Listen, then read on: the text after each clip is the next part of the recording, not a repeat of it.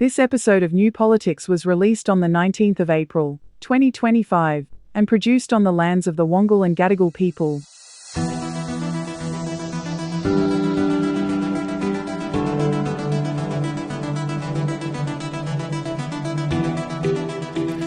Welcome to our audience and welcome to you, David. That's 3 weeks down of the election campaign and just 2 more weeks to go. It's been one of the more interesting campaigns of the last few cycles. Maybe not the most inspiring campaign, but it certainly has its points of interest. I think we'll put it that way. How have you found it, Eddie? I found it quite interesting, but election campaigns are always different. They're different in different ways because there's just so many different issues, there's so many characters involved. I always find election campaigns very interesting. I am struggling a little bit this time around, but there's always good things to find out. My honours thesis was on election campaigns of the 1930s, written in Aramaic because it was a long time ago now.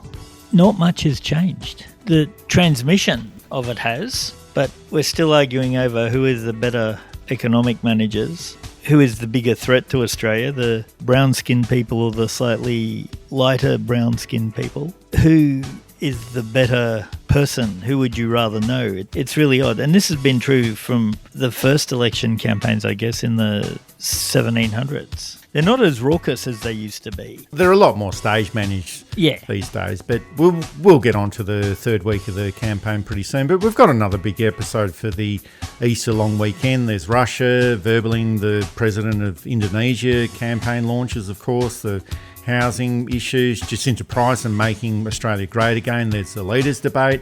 Is the Liberal Party campaign getting better or not? And we also look at who's got the momentum in the opinion poll. So there's always a lot going on in the election campaign, David. So there's a lot to listen to in this episode.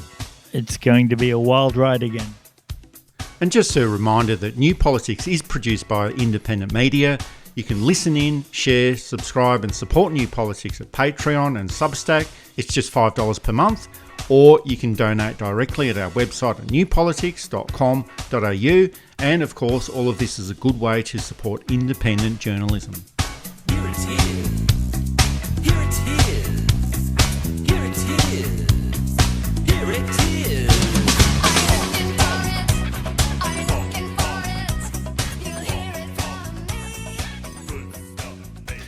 The national security threat has moved away from China and over to Russia and also a little bit of Indonesia, I guess. And that was always going to happen when we have a coalition that is bereft of ideas and the media only too happy to join in a scare campaign. And this was based on a report coming from Jane's magazine, which claimed that Russia was going to set up an Air Force base in Papua. And Jane's is the equivalent of an industry gossip outlet that publishes news about the defence industry. And Russia and Indonesia have held joint military operations in the past, but there's absolutely no evidence of this base being developed at all. But it did result in a situation where the opposition leader Peter Dutton claimed that the Indonesian president had already announced that the Russian base was going ahead when he actually didn't. You just said the Indonesian president announced this. When did he announce it? Well, the Indonesian government, if there's detail that they need to provide to the Australian government, surely the relationship is so good under Penny Wong that the relationship would have demanded that we be given notice before this was made public. I just don't know what Penny Wong is doing. She says been made public by the Indonesian government yet. Well, let's hear from Penny Wong as to what she knew and when, because Penny Wong is somebody who has criticised others and her predecessors, and if the negotiations are taking place, then surely Australia would have been consulted. Now, if that's not the case, then that is a catastrophic failure according to Penny Wong's own standards. But just to be clear, have I missed something? Has the Indonesian president announced this? That's not my understanding. There's commentary that I've seen reported from the Indonesian spokesperson, and that's obviously come from the administration. There are reports of negotiations or discussions that have taken place between Russia and Indonesia. There's two issues here, David. One is the endless search for an international scare campaign by the coalition, and the other one is being caught out lying about what an international leader has said. Here's what the Foreign Minister Penny Wong had to say about this. Well, there were two things which were confirmed yesterday. The first is that Indonesia made very clear to us they are not contemplating any Russian base operating out of Indonesian soil. The second thing that was confirmed was that Peter Dutton is too aggro and too reckless to be Australia's Prime Minister. So what happened was we saw this report that has been reported. We engaged through the appropriate channels, that is me to the Foreign Minister, the Defence Minister to the Defence Minister, as well as at diplomatic levels. And very quickly we gained the confirmation that you have described. What did Peter Dutton do? Peter Dutton fabricated a statement by the Indonesian president. Now, this is an extraordinary thing for a man who wants to be the Prime Minister to do, to actually try and verbal the President of Indonesia in order to make a domestic political point. He is simply too reckless and too aggro to be the Prime Minister. During the 2022 election campaign, Scott Morrison accused Anthony Albanese of being a loose unit and being too unpredictable, but it looks like the real loose unit here is Peter Dutton. Now, he has apologised for making this comment, but you can't make these sort of loose comments if you become the Prime Minister. He made some pretty loose comments about China when he was the Defence Minister in 2020, about China being the cause of the coronavirus, and that resulted in a trade war with China that cost Australian markets almost $9 billion. And if you're any sort of political leader, well, you cannot be loose with the truth. There's a huge cost of this. You cannot be the loose unit and you cannot be loose with the truth. Yeah, you just can't. And of course, the first thing the government does, Richard Marles rings his counterpart in Indonesia and said, "Did you say this?" And the Indonesian counterpart says, "No, absolutely not. I deny everything he said." And there's no other evidence. So that closes the matter. Why Peter Dutton thought that this was a smart move. If you're going to blow the dog whistle, you've got to be subtle about it. If he'd said, "Oh, it's possible that Russia could set up the Indonesian defence and Indonesian military and Russian military have worked together in the past, so we'd be looking at the possibility of Russian bases in Papua," which doesn't say anything, is still unhinged and inaccurate, but puts in just enough substance for your followers to think, "Oh, we don't want a Russian base in Papua New Guinea," and somehow Peter Dutton's going to stop that. But he goes right with they're absolutely doing it. It's conspiracy theory stuff. Is he going to come out next with the Illuminati running the world, or the Freemasons, the Illuminati and the Catholic Church only pretend to hate each other? Well, you got to wear a tinfoil hat to do that sort of stuff. Yeah. But he's not that far from it. And I know that a lot of what appeal he has left comes from that segment of the community, but even they are breaking away to other candidates. Oh, and the disappointing part about all of this is that it just continues that fear of outsiders and xenophobia that kickstarted this campaign, and that was all based around China. And I thought, okay, well, you've had your fun with all of this. This will be the end of it. And this is certainly a little bit different, but it's a similar sort of situation. Yellow peril, red peril, a little bit of fear of Indonesia in there as well. And I think it just continues that reckless behaviour of the Liberal Party. It doesn't really matter whether it's in government or in opposition. They just have no qualms at all about ratcheting up all of these issues, even if it is at great cost to the Australian community. And they created all of those trade issues with China. They're quite hostile to non-white countries. They're now verballing the Indonesian president, and they can go off and say, "Oh, sorry, we made a mistake there." But it's not the schoolyard that we're talking about. It's international diplomacy. And you'd think that they'd quit while they were ahead. Well, they probably weren't ahead, but you know what I mean. And Yeah. Bridget McKenzie decided that she'd verbal both the Chinese and Russian defence ministers when she said this. The Russian defence minister had derogatory comments to make about the leader of the opposition, the alternative Prime Minister, Peter Dutton. That would make two world leaders who want to see Anthony Albanese re-elected, and that would be China and Russia. The defence minister of Russia and the Chinese leader both have made very public comments that they do not want to see Peter Dutton as the Prime Minister of our country. There's two world leaders who don't want to see Peter Dutton become Prime Minister of our great country. That's all I'm saying. My actual feeling is that they said who, where. And I don't think it's just the Chinese and Russian defence ministers who don't want to see Peter Dutton become the Prime Minister. I think the Australian electorate is also coming to that view. But the issue here is that there's no public evidence of anyone from the Russian or the Chinese government saying that they didn't want to see Peter Dutton become the Prime Minister. And as you said, Dave, they probably was thinking, well, Peter Dutton, who is that? And they probably couldn't care less. But the bigger issue for me is that coalition MPs and senators have become so used to going onto places like Sky News and 2GB, spouting their rubbish and speaking to like-minded conspiracy types of audiences and commentators that they've just normalised their behaviour. They just think that they can go anywhere in a public forum or on television and just lie and lie and lie and lie and just make stuff up about foreign leaders and just get away with it. But you can't get away with that during an election campaign. No, you can't. It's one of the worst election campaigns. I don't think it's the worst because I think fake tradie was a terrible election campaign, but they won. And this might be it. The Tony Abbott one where he nearly hits the journalist and he runs out of the chamber so he doesn't have to vote on something, and it was completely undignified, and both showed how unfit Abbott was going to be Prime Minister. Which turned out to be correct. He didn't grow into the role at all. He bumbled and stumbled and did not cover himself in glory. I think that's fair to say. Still has his supporters, still has his followers out there in a way that Scott Morrison doesn't. But I think the Liberal Party may have got used to winning on terrible campaigns. And this has been a terrible campaign. Now, I'll be really fair. I think he lost it just before the campaign when he didn't go to the Queensland Storms, where he went to that fundraiser in Sydney. That was an appalling lack of judgment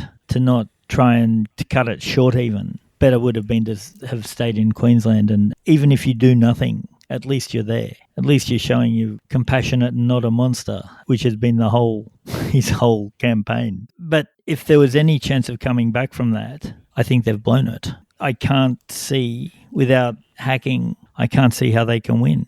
I can't see how they can get into a position of minority government. If they were going to pull off the miracle, it would have been into minority government. And we have to remember too is that there's not many people he can negotiate with. The Teal candidates and the pre-Teal candidates and all those independents can't stand him. So if it got to that point, he would have to put in some major concessions that would have him lose the diehards in other seats. So I think they may have even given up, and he's trying to shore up his position so he can run for the next election, and this time for sure, in the words of Bullwinkle. And they might have already given up, but both the Labor Party and the Liberal Party held their campaign launches on Sunday. First of all, Anthony Albanese pushed through with what the Labor government has done during their time in office and what they hope to achieve in the next term if they do actually get there and win this election. Our plan to build Australia's future isn't about borrowing ideologies or copying policies from anywhere else or anyone else. It's about building on what has always been our nation's greatest strength, the Australian people, their effort and talent, their creativity and genius, their love of this country, their faith in the fair go, everything that brings us together as Australians and sets us apart from the world. That's why I'm asking Australians to vote Labor on the 3rd of May so we can keep building a future that is true to our values and worthy of our people, where no one is denied the chance to be their best. No one left to face uncertainty alone. No one cut off from the opportunities that lie ahead. No one held back and no one left behind. Every one of us building Australia's future together. And Peter Dutton pushed through with what he hopes to achieve if he wins the election. A choice between an enduring cost of living crisis and a weaker economy under Labor, or cost of living relief and a stronger economy under the Coalition. A choice between higher power prices and energy insecurity under Labor, or affordable and reliable power and energy security under the Coalition. A choice between an ongoing housing crisis under Labor or the dream of home ownership restored under the Coalition. A choice between less bulk billing and fewer GPs under Labor or a return of quality healthcare and more bulk billing under the coalition, a choice between allowing crime, disorder and drugs to continue to run rampant on our streets under Labor, or a return to law and order under the coalition. Let's make sure that we can get this great country that we love back on track. Thank you so much. Thank you. There were a wide range of contrasts here. Labor's launch was held in Perth and the Liberal Party launch was held in Western Sydney. Albanese's launch was generally more upbeat and positive, talking about economic issues, inflation coming down, wages going up, Medicare, education. Dutton's launch was almost dystopian. First of all, an audit into Indigenous spending, classroom indoctrination, stopping the boats, nuclear power, and then made a snide remark about Jim Chalmers. And frankly, Dr. Chalmers, so-called Dr. Chalmers, that tax cut is insulting. And David, we're always open to giving free advice to anyone in politics and there's no need to pay us, but there is just no need to be so nasty and narky during a campaign launch. But both leaders played to their respective strengths. They talked about all the points that they wanted to talk about. But the location of the respective launches, I think, gave us a strong indication of those areas that they might be having some trouble holding onto seats. And in Perth for the Labor Party, those are the seats that got Labor over the line in 2022, and they obviously need those seats again. And in Western Sydney for the Liberal Party, they do need to pick up seats over there if they want to have any hope of winning this election at all. But the campaigns for the major parties have now been launched. That's over and done with, and I think they'll be quickly forgotten about. Yeah, and of course the launches aren't for the swinging voter; they're for the faithful, as it were. They're to show everybody that yes, we can win, and this is how we're going to win. And if we follow this message, we will win. Again, Dutton's message of fear and negativity, and I'll be fair, counterintuitively, the wrong message for the time. We live in a period of deep uncertainty. We're after reassurance, or the people are after reassurance. The people are after someone to say it's going to be okay if we just do these things. Whether that's right or not is another thing. And Dutton didn't deliver on that. He missed the moment by trying to build on the fear and uncertainty people already have. And while I was watching both of these respective campaigns, I was just trying to think about what political parties could do as an alternative to having these types of campaign launches, because every election they're exactly the same and they are quite exclusive events as well. Maybe have it as an outdoor music festival or more like a political trade show or at a sports stadium and just invite everyone along. And the Labor event was in front of 500 people at the Perth Convention Centre, but if they had it down the road at Optus Stadium, they could have had about 50,000 people there, maybe even have an AFL game at the same time, just to make things a little bit more interesting. But as you said, David, these campaign launches are more about invigorating party members and the base and letting them know, yes, we can win this election.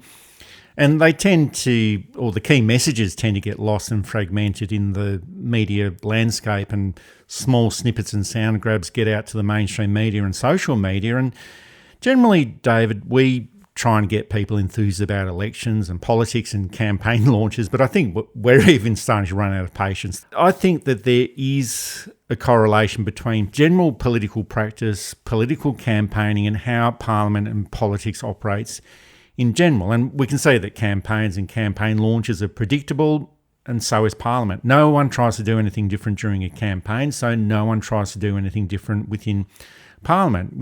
Try out different solutions, work out different ways of solving problems. And that's the frustrating part for me. Life in the world are just so unpredictable, but the practice of politics is not.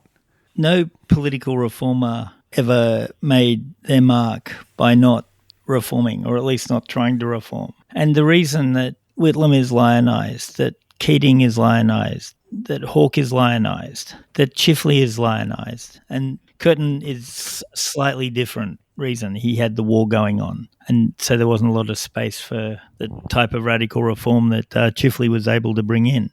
And a lot of those people were quite eccentric, radical people as well. Curtin was a very odd man. Chifley had his quirks. Paul Keating is a very odd man in many ways. I don't mean in the sense that they look weird or look eccentric or look Oh, different, no, but just no, their but- just their the way that they implemented their political beliefs was quite eccentric. Yeah, for sure. Rudd came closest to being that reforming spirit and folds at a really important time, or is forced to fold at a really important time, or with the environment when he blinks in front of the coal industry. He reforms the economy in a very positive way with Wayne Swan, and Wayne Swan doesn't get quite enough credit for Australia avoiding the recession. Only 2 countries in the world managed to. We're heading to another recession, and I'm hoping that Jim Chalmers and Katie Gallagher and Anthony Albanese, were they to win the election and keep their ministerial positions,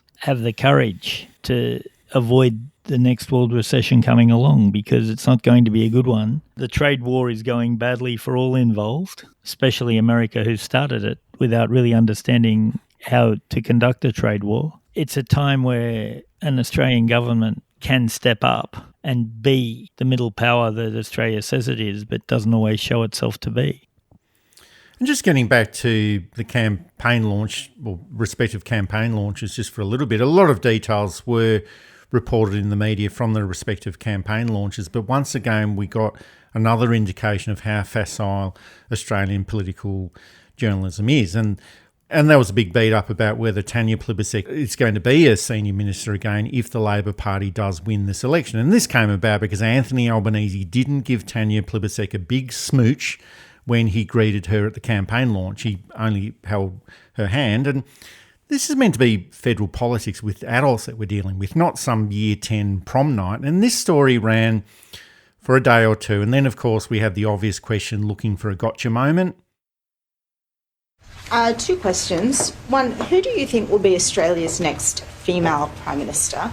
And my second question is, beyond watching Star Wars on May 4, if you are re-elected, have you thought about which foreign leader you'll be paying a visit to first? I'm not getting ahead of myself. And on the second question, on the first question, I'm not getting ahead of the Australian people.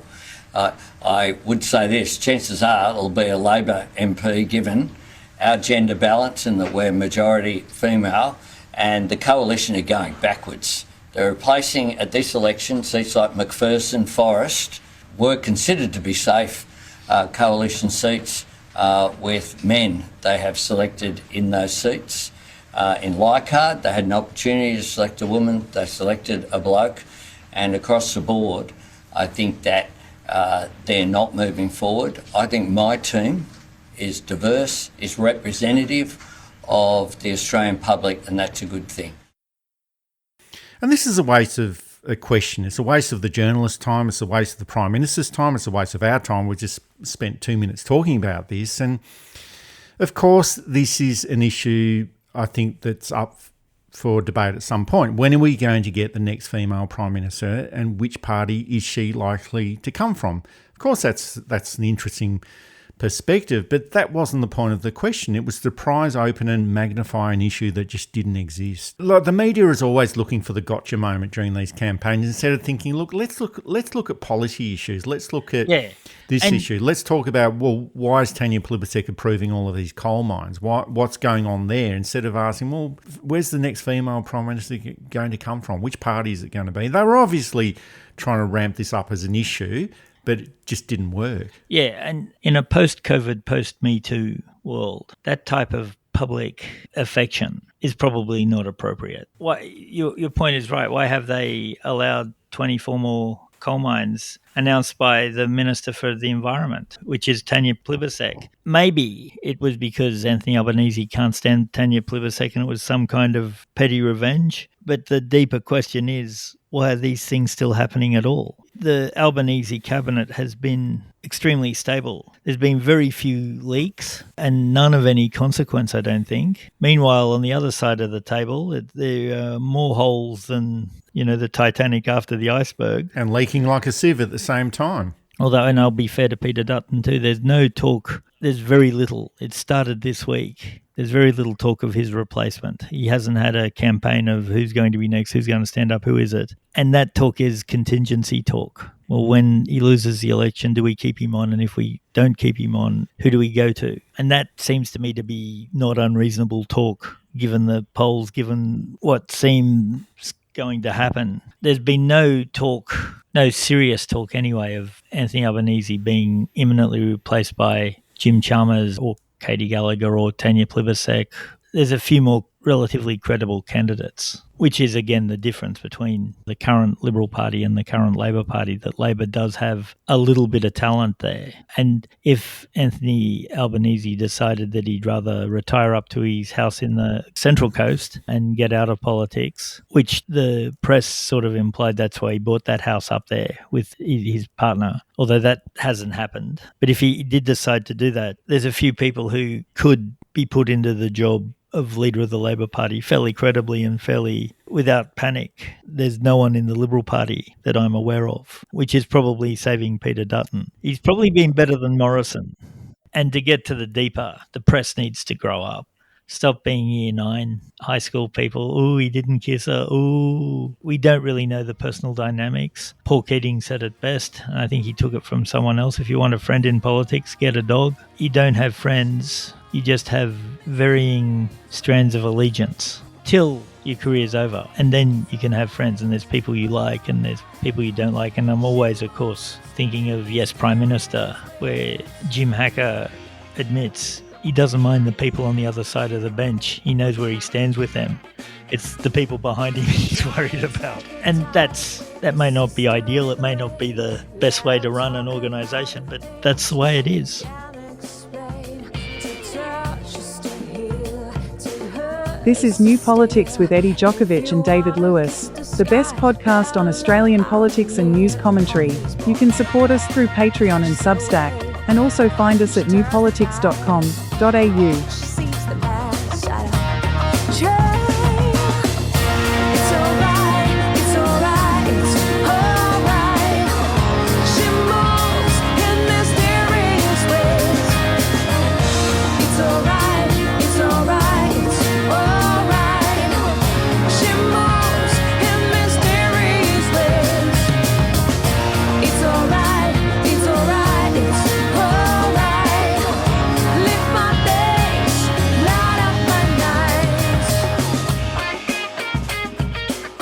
The big issue of the week was housing policy, with both the Labor and Liberal parties pretending that their respective policies will sort out the housing crisis, which they're definitely not going to solve. Here's the Labor Party announcement from Anthony Albanese and the Housing Minister Claire O'Neill. Well, under Labor, there will be more homes and smaller deposits. Under Peter Dutton, there will be fewer homes and higher prices. We are building more homes, we're getting renters a better deal, and we are getting more Australians into home ownership. I want young people and first home buyers to achieve their dream of home ownership. This isn't theoretical, this is happening. What we are doing is also addressing supply. And here's the announcement from Peter Dutton. Our prices will drive up home ownership. Our policies will drive up home ownership. That's what we're on about here. Our policy is about increasing supply and reducing demand by cutting the migration program. Both of these policies have been slammed by economists, but not by real estate agents, because they will force housing prices to go up. And this is basic economics, David, and I haven't studied economics for a long time now, but it is basic economics. If you're offering incentives for people to enter the market without increasing the supply, that forces property prices up. And housing is a complex area. It's related to supply, demand, population growth, the types of housing and where that housing is located, and it's affected by many areas of government. But it does get down to what the government or the federal government is trying to achieve. If the objective is to get a roof over people's heads and to get affordable housing, well, you build more public housing. You rethink the idea of what housing is in Australia. You cut negative gearing and increase capital gains tax for investment properties. And these are ready-made solutions that could be introduced immediately. But if the objective is to push prices up and try and win an election by offering inducements and saying that you'll solve the problem when you actually won't, well, this is exactly what you'd announce during an election campaign. The first home owners grant. Here's $7,000 to help you buy a house. And I think it was meant to pretty much wipe out the stamp duty imposed by the states. house prices went up $7,000. Now, people today looking at the housing market think that's nothing. It very quickly became nothing. It advantaged people who already had the access to the deposits needed. It disadvantaged people who were nearly there and they got this $7,000 and found that they were still a bit short. It was, I think, a well-intentioned policy that wasn't thought through. I think there's a lot of well-intentioned policies, but they've got a lot of unintended consequences, and that's probably what the problem is. And any project you do, you have to look at risk analysis. You have to look at what might happen. What is the most ridiculous thing that could happen that could have a negative effect on what we're trying to do, and allow for it, because the ridiculous things do happen sometimes. If I was to fix the housing crisis, public housing, bang. How many people are homeless? How many people are struggling to pay rent? Let's get them into public housing, subsidised public housing, good, well-built places in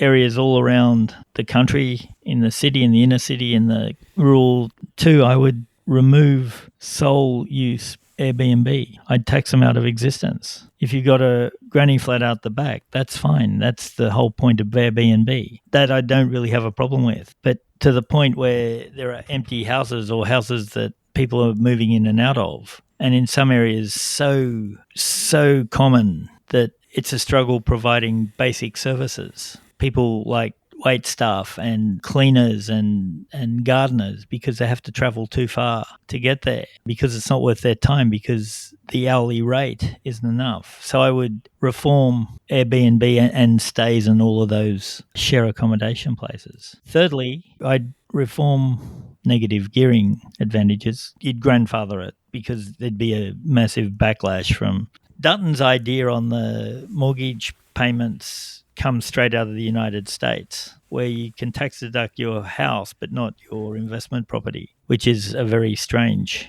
arrangement.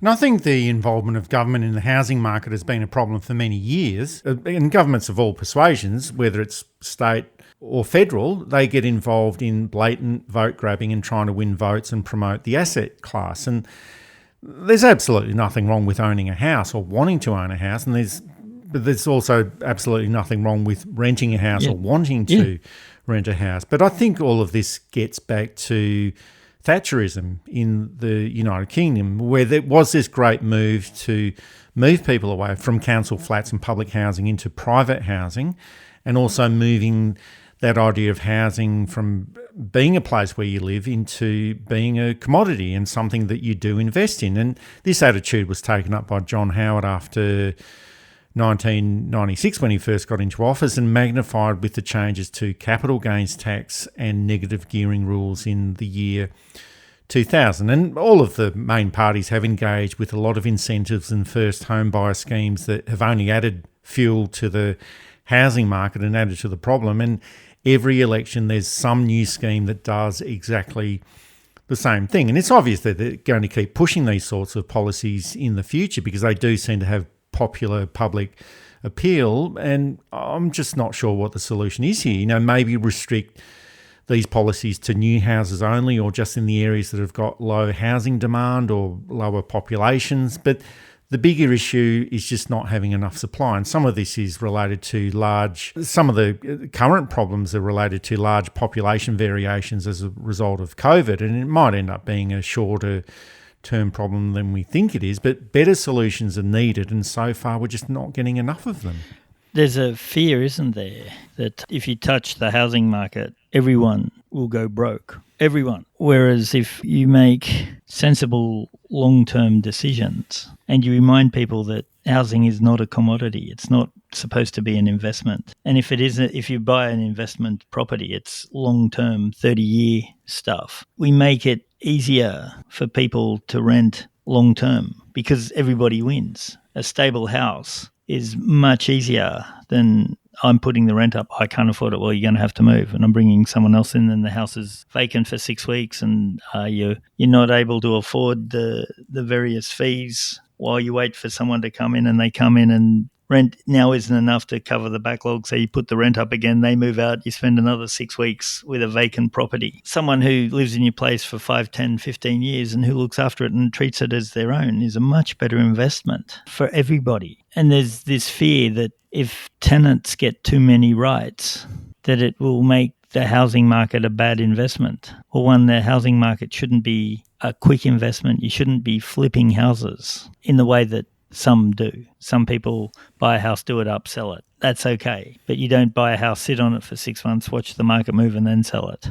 And we're seeing here one of the myriad failures of neoliberalism. When everything is a commodity, nothing has any value and nothing has any worth, especially the people who need to use this stuff. Well, it is the thing that we need to change the mindset about housing. It's taken 25 years from those changes that occurred in the year 2000 with capital gains taxes and negative gearing rules amended. It's taken us 25 years to get to this point. It will probably take 25 years to change that mindset and get to a more affordable and realistic level. So we have to start somewhere. It's going to be a worthwhile wait if it does take 25 years, but we do have to start somewhere, but we just keep kicking that can down the road.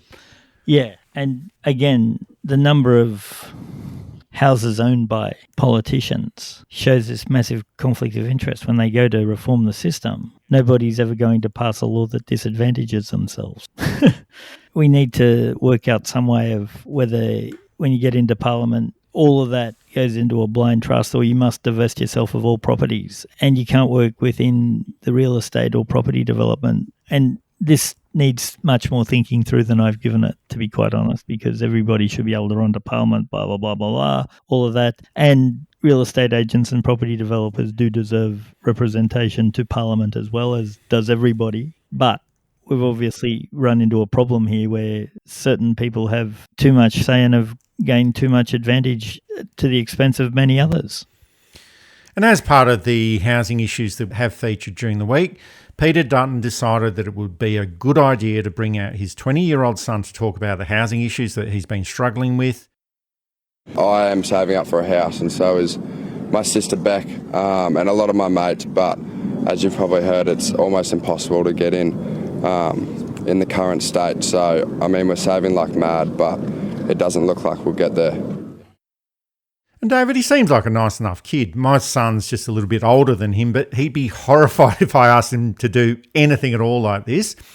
And I just think that it's another issue or a campaign event that just wasn't thought through properly, because the obvious question came up, why are you not helping your son buy a house? You've got lots of money. He's only 20 years old. Help him out. You're his father. And I think it also breaks that general rule of politics. Keep your family out of politics, because they are not running for office and haven't asked to be a part of all of this. And sure, you can have the spouse of a leader highlighted in the media with all of those puff pieces about them and find out who they actually are, because there is a genuine public interest about them. But children fronting up to the media of politicians, even adult children, I just don't think it's a very good idea. Tony Abbott did it. I'm the one with the good-looking daughters. Cringe. Well, you're also wondering if the kids have been blackmailed into this or not. Yeah, well, that's it. The whole position of, what should the Prime Minister's partner do? And the short answer is nothing. It's nobody's business who anyone is married to or living with, provided they're not ripping off the government or acting inappropriately in terms of government expenditure or legally or anything like that. I can understand the interest. There is that Americanised idea of the First Lady or the First Man in Australian politics. And to be honest, I don't really care who the Prime Minister is married to or living with or in a relationship with. I don't really care. Yeah, Hazel Hawke was probably the most beloved person in Australia for a while there when she was married to Bob. And a lot of that was public sympathy, sure, but she was also a very warm and kindly person with a steel edge that people really were drawn to.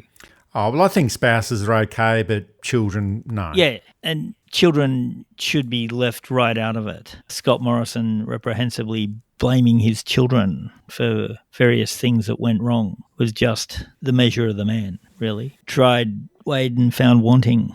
Bringing out your son about housing issues when you can afford to buy your son a house, or at least help him to, is just politically stupid. How many people look at that and say, well, it's all right for him. In the worst case, he can hit his dad up for a loan. I can't do that for my kids, or my parents can't do that for me. And again, the tin-eared nature of Liberal campaigns over the last 12 years, 15 years, 20 years, is showing that they're learning nothing, but they're now starting to see the consequences. This is New Politics, available through Apple Podcasts, Spotify, Amazon Audible and YouTube, and also available to support at Patreon, Substack, and at our website, newpolitics.com.au.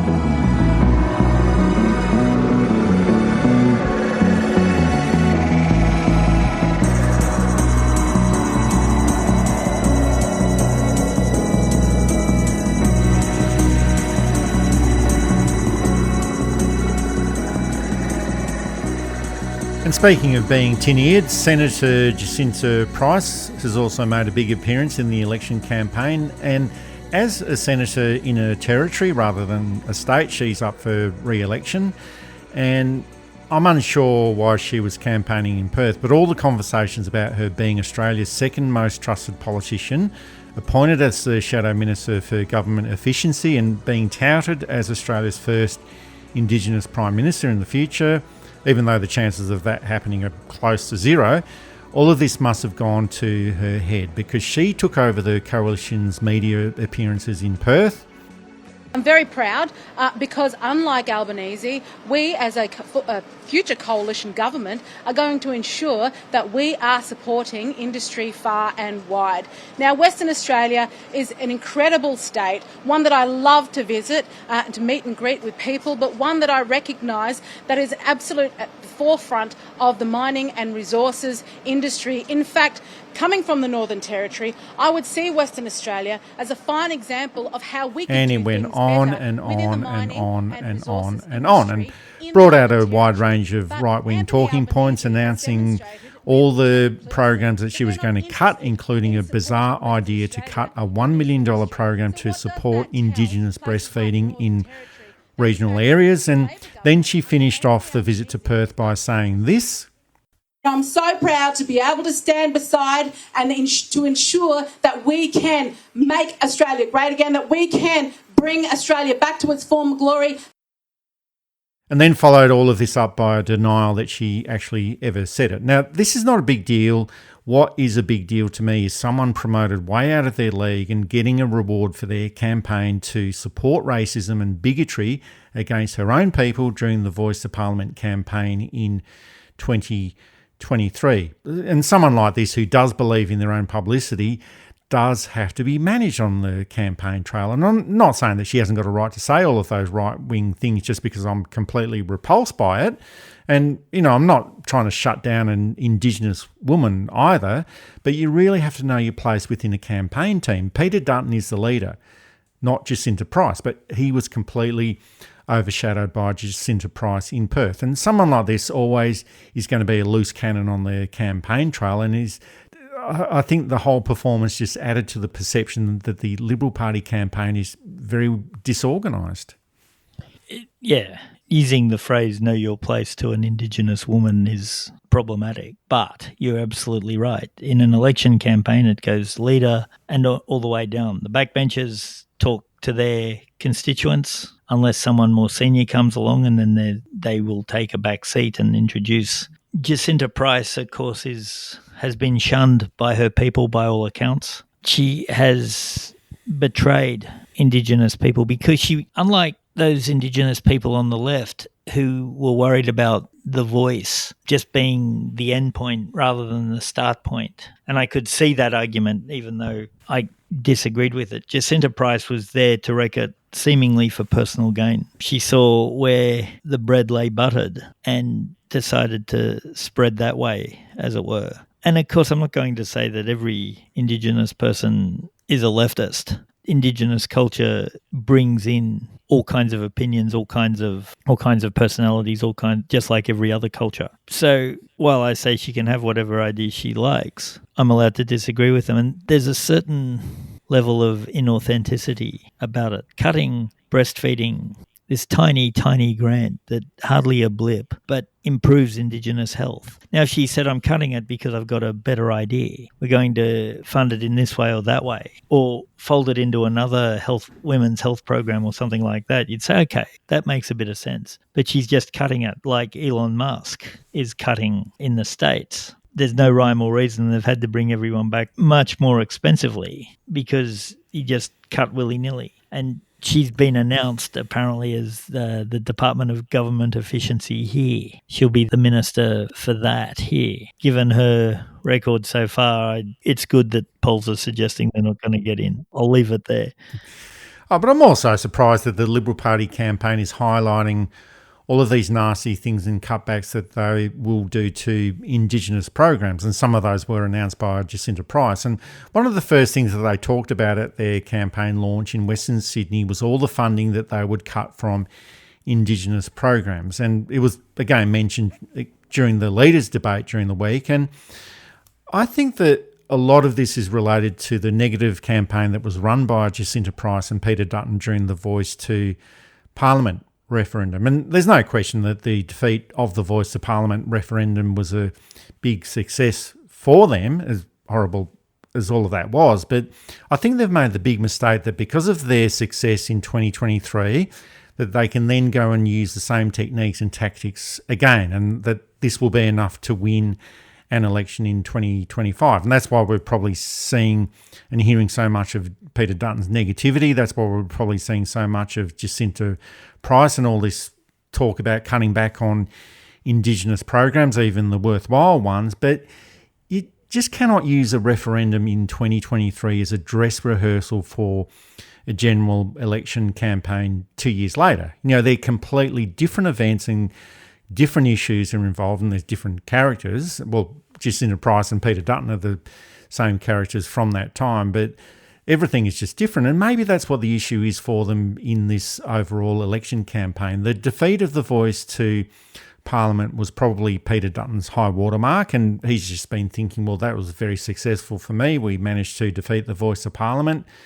Let's try and use those same techniques again.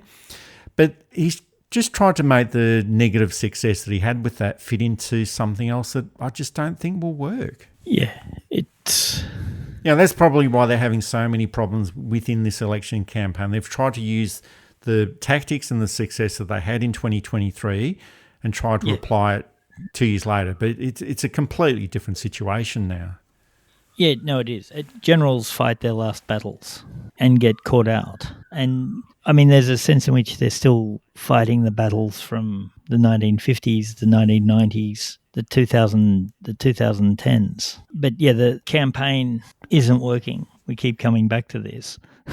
But it's not working. And I don't think there's enough time to turn it around. I haven't looked closely enough to see what I think the final results will be yet. And I know what a lot of people want the final results to be, a Labor minority government. But if the polls are accurate, taken over the long term, Labor looks like it's going to maintain its current position and even gain. And after a parliament that has disappointed a lot of people, this shouldn't be the case. We should be maybe heading towards minority government. I don't want to see anyone lose their seat. So that's true of anyone holding a seat, with a couple of radical exceptions. But we're in a strange spot where you can disappoint yet gain your position. And the changes to electoral law with minor parties, it's harder for minor parties to get anywhere. And the Senate reforms to and party membership numbers and independent funding laws make it hard for it to not sort of fall into the duopoly. We're in a very strange place. And maybe Labor were waiting for that second, get all your scandals and all your dud ministers out, and they haven't had any, or haven't had very many anyway. So for the second term, which was never ever guaranteed, except historically, but past performance is no guarantee of future performance, they might start to be the party that people want. But I suspect that if they get back with the same or more, they'll think, why should we change? People have liked what we've done. We also had the second televised debate of the campaign between the two major party leaders, and this time it was on the public broadcaster, the ABC, so more people had the opportunity to watch it. And do you trust China's president Xi Jinping? I have no reason not to either. In terms of the discussions that we have had, as one-on-one discussions have been important. China's our major trading partner. 1 in 4 Australian jobs depends upon trade. Dutton, do you trust Xi Jinping? Well, David, again, I don't know the president of China, but I believe very strongly in the relationship that we have because of the reasons the Prime Minister outlined. Would it really be a disaster for the country, or is this just a bit of political hype if the other guy won? Mr Albanese? I think there are very different values that we have. I can have a private discussion with Peter. I can call him round to the office, and he does so regularly. And my office is open to every member of Parliament. But I don't take this personally. But I have a very different view of Australia. And I think that Peter has taken his party to a more conservative bent than it has ever been. And I want very much to be able to continue the work that our government's been able to achieve. All right, Mr Dutton. Well, David, on matters of national security or issues that are important for our country, the Prime Minister and I can have a conversation and have on a number of occasions to find a bipartisan position to advance that cause. But as Anthony points out, we've got different visions and different pathways, and it really hurts me to see young Australians completely locked out of the housing market. It hurts me to see young families putting off having kids under this government. And the reason the Prime Minister is running a scare campaign at the moment is that he doesn't want to talk about the reality of the last 3 years. But essentially it was the same as the first debate a couple of weeks ago, same talking points. Both leaders performed well, I guess, according to their talking points, but I still think that it showed that Peter Dutton is still seriously underprepared and unprepared, and it really did show. But I was actually more interested in the second economic debate during the week between the Treasurer, Jim Chalmers, and the Shadow Treasurer, Angus Taylor, and that all seemed to go according to plan with their respective talking points. And I think we would probably repeat all the things that we said about the various leaders' debates as well. And I think that it's good to hear what the various finance people within the parties have got to say, but I think it also would have been better if we had Adam Bant from the Australian Greens to come on and talk about their economic plans and be part of that debate, or someone from the Socialist Party to come on as well. Not sure if the Communist Party of Australia is still running any candidates in this election, but you could have them on as well. But I've noticed that there's a new narrative that's starting to develop within the media, that debates between Jim Chalmers and Angus Taylor in this election are a dress rehearsal for the leaders' debate at the 2028 election. And I think we might be getting just a little bit ahead of ourselves. And we assume that that would be Jim Chalmers as Prime Minister and Angus Taylor as the opposition leader. Now, it's just too far into the future to predict. It is possible to see Angus Taylor as the opposition leader because he's been doing all the leaking against Peter Dutton, and the strong likelihood of the Liberal Party needing a new leader after this election. But with Jim Chalmers, well, he's definitely got potential as Prime Minister, and I think he would make a good Prime Minister, but there's someone in the position at the moment, and that's Anthony Albanese. And Prime Ministers are usually stuck down to the seat with erudite and have to be prized out of office either by the electorate at an election or they leave office in a box. And the Labor Party rules mean that a Prime Minister cannot be challenged during the term of Parliament. And first of all, Anthony Albanese has to win this election before we start even talking about leadership in 2028. But I think it's just the media getting ahead of itself or just trying to play a little bit of mischief. Yeah, Angus Taylor's not going to get the leadership. He's way too compromised in way too many ways. Well, that means that he'll be the perfect candidate for the Liberal Party. That's true. Although, as we're learning, they can't run dud candidates anymore. They got away with it twice with Abbott and Morrison. Third time was not a charm for Dutton by the looks of things. My opinions, by the way, good listeners, may change next week if circumstances change. We still have 2 weeks to go, and a week can be an eternity. I was reminded every measure, riding trade winds, buried treasure. I got on fine with modern living, but must I be such a citizen? And the world still so wild,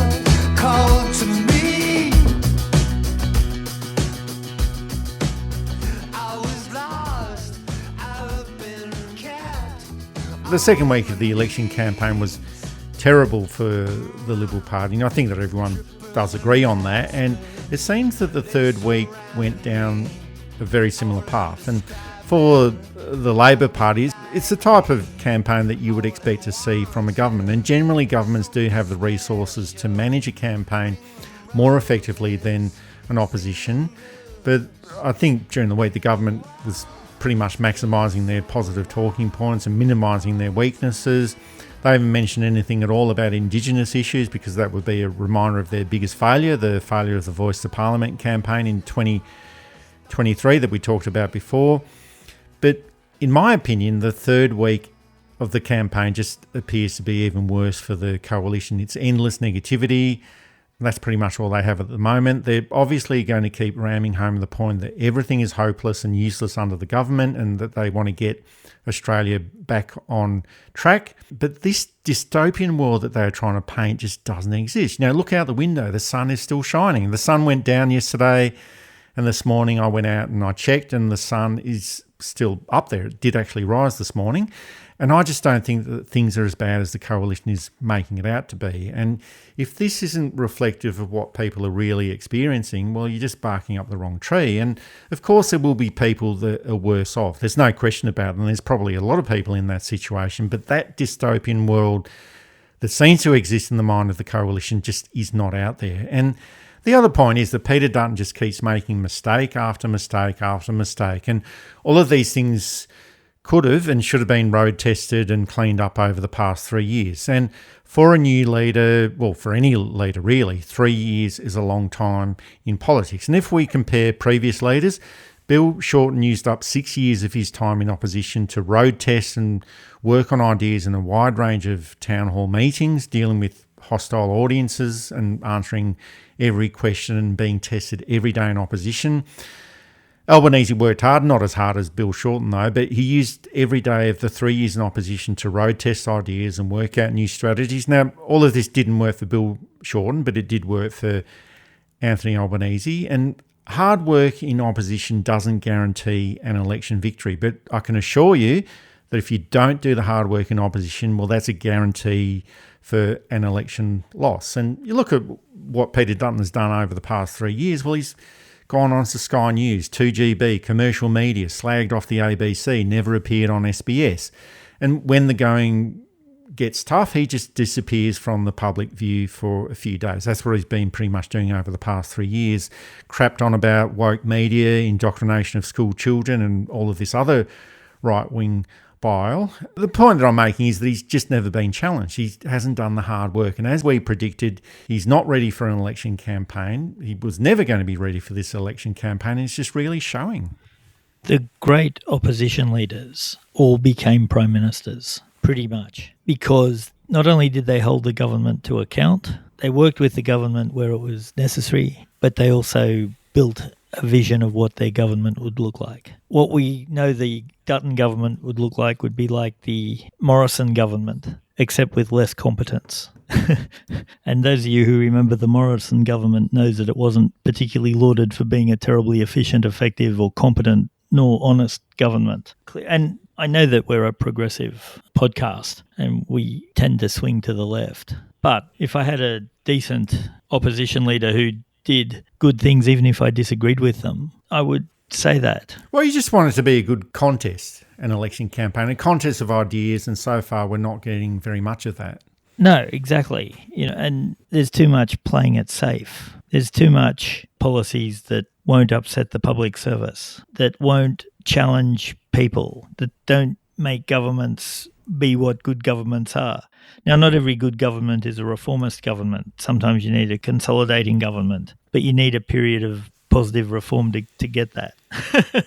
We haven't had good reform for maybe since Whitlam. I'm probably being a little bit unfair there, to be honest. But certainly over the last 12 or 15 years, we haven't had good reform. And all Labor needs to do, or the Greens, I think their big challenge is consolidating their large support into a few seats, not over 60 seats or 70 seats where they'll come in third. Last election, they managed that. They got 4. They should be able to get 1 or 2 more, except they may not. And I will look at what happens and analyse that when it happens. And if the Greens could show the general public how their positive reforms would be good, and I know that they're trying to do this, and they're hampered by hostile media and getting the opportunity to speak above the noise of the other parties. But if their message can get out, that's maybe where they start to consolidate their no doubt large following, especially amongst younger people.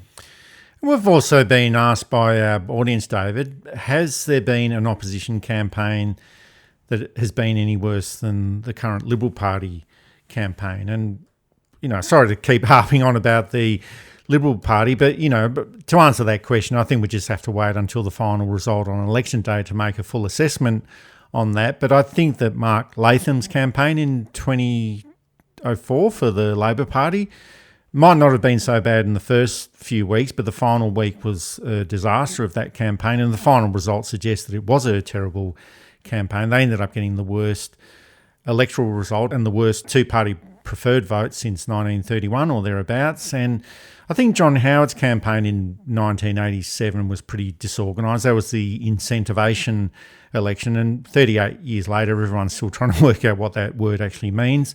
Bill Shorten made some bad mistakes during the 2019 federal election campaign, or some of his campaign team did, but just nothing as bad as this campaign. I've just not seen anything like this.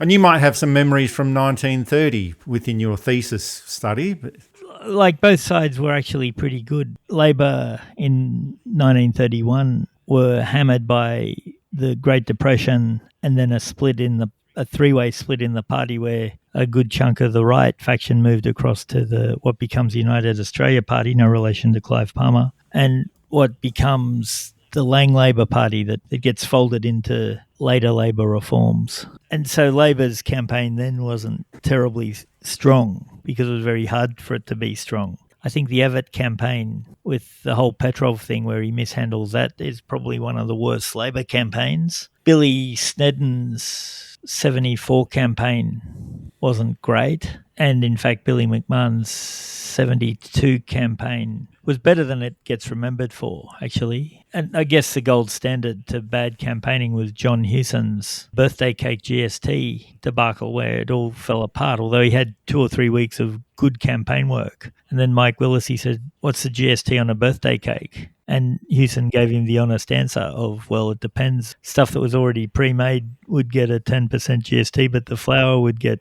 no GST, and it showed the complexity and the stupidity of that tax regime. But I guess that was just one key event, and in quite a few of those elections, it was the one key event. But at the moment, we're just seeing mistake after mistake after mistake. It's like this continuous run of mistakes. Yeah, it started off badly and it got worse. And yeah, I can't think of a Liberal campaign except a couple of the successful ones. Again, the Abbott 2010 one was dreadful, and the Morrison, and in fact the Malcolm Turnbull one too. They were dreadful campaigns, but they won. And that, I think, has given the Liberals a strange sense of false confidence, because if we can have Abbott nearly hit a Channel 7 reporter for asking a reasonable question and still win. I note no Murdoch publication is saying Peter Dutton is the answer. He's not the man who saved Australia, who will save Australia, or we need Peter. The best press he's got is his wife saying he's not a monster. And he's never really got past that. The rumours persist that he's worth $300 million. That doesn't seem to be anywhere near the case, but he's a wealthy man. The rumours persist about his time on the police force and what he did and how he treated people. I haven't seen any hard evidence of it, but they're persistent rumours, I'll put it that way. And if you have a good candidate, it's easier to run a good campaign.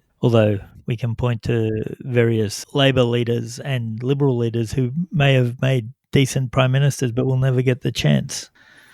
I think there's also that issue about the M word, momentum during a campaign for an opposition. Labor had this in 2016 and 2019, but still lost those elections. Anthony Albanese had it in 2022 and won the election.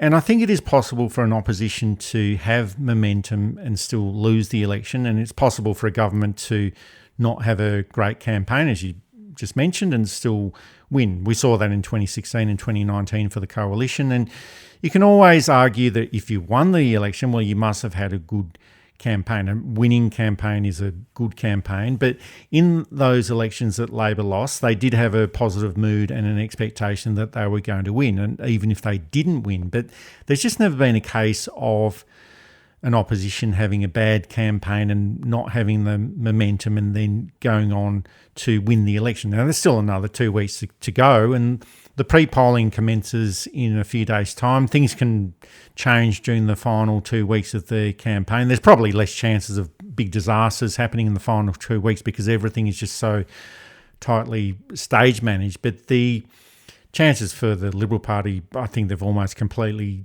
disappeared. But there is also that old saying, oppositions don't win elections, governments lose elections. And the question for me would have to be, well, has Anthony Albanese done enough to lose the election? And I guess that's a funny way of putting it, but I just don't think that he has. And my feeling at the moment is that after 3 weeks of the campaign, that it just doesn't have the feeling of a change of government election. And I might be proved wrong, just like I was in the 2019 federal election, but I just don't think that I will be wrong this time around. And based on what we know right now, I think that of course could change, but I just think that it's very unlikely. And this is all now in line with what we previously suggested, David, that support for Peter Dutton and the coalition was always going to be soft and would deteriorate once people started focusing on what's on offer by the respective parties and making a conscious choice between the Labor Party and the coalition. And it's not just the two main parties, it's also the minor parties that people will be making a choice on. There's also independent candidates. They're a big part of the election, with over a third of the electorate expected to vote for other parties. So the election might be heading towards what might be a predictable result, but the expectation of more votes for minor parties and independents, I think, just makes this a little bit more unpredictable. And I'm not trying to make it sound like it's closer than it actually is, but the likely seat tally and whether it will be a majority or minority government is just hard to work out at this stage. Yeah, I've said since the last election that it's mathematically impossible for the Liberal Party to get a majority. There's 22 seats. Quite a lot of those seats are held by people who deliberately voted against the Liberal Party, and the Liberal Party hasn't reformed enough to win those people back. And many of those people are good local members. And the Liberal Party has tended to forget that, as I think it was Tip O'Neill, the American Speaker of the House of Representatives, said, all politics is local. We had a very nice comment from one of our listeners saying it's all very well to be upset about Gaza, but what about Sudan? And that's a not unfair comment, except Sudan hasn't touched the Australian experience as much as Gaza had. Both are morally reprehensible, both need to be stopped straight away. But from where we stand, we talk about what affects directly Australia. If we were an international podcast, have no doubt that I'd be right on top of it. And I guess what might happen in the next 2 weeks, and I don't think it will, is that some major scandal will envelop the ALP. But even if it does, I don't think it'll be enough for the Liberal Party to get back to a place of governance, even in minority. I think before all this started, I'd worked out that there were potential 6 to 8 seats that you could consider a good result, even though it's a disaster for the Liberal Party to have. There's too much against the party at the moment. But again, if there's some kind of, I don't know, if Anthony Albanese's name, and it won't, comes up on that he went to a P. Diddy party, and that's not going to happen. Hello, Anthony, and all your staff. I know I'm just making examples. That's the level of improbable scandal, or even impossible scandal, that's going to shake Liberal Party problems. You can bet that the party dirt finders are going through everyone and hoping to find something on Tony Burke, on Tanya Plibersek, on Jim Chalmers, and the best they've done so far is that Anthony Albanese didn't kiss Tanya Plibersek at a work function. Last I heard, and I haven't been in an office for a little while, but the last I heard, this is a good thing. Shoot me down in flames if, our values and mores have changed. Again, anything can happen, but I think we're going to end up in the same, more or less the same electoral position we are now at this point. As I said, it could all change next week, but I can't see from where. That's it for this episode of New Politics. Thanks for listening in. And if you'd like to support our style of journalism and commentary, please make a donation at our website at newpolitics.com.au. We don't beg, plead, beseech or gaslight you about journalism coming to an end. We just keep it very simple. If you like what we do, please send some support our way. It keeps our commitment to independent journalism ticking along. I'm Eddie Djokovic. Thanks for listening in, and it's goodbye to our listeners. I'm David Lewis. We'll see you next time.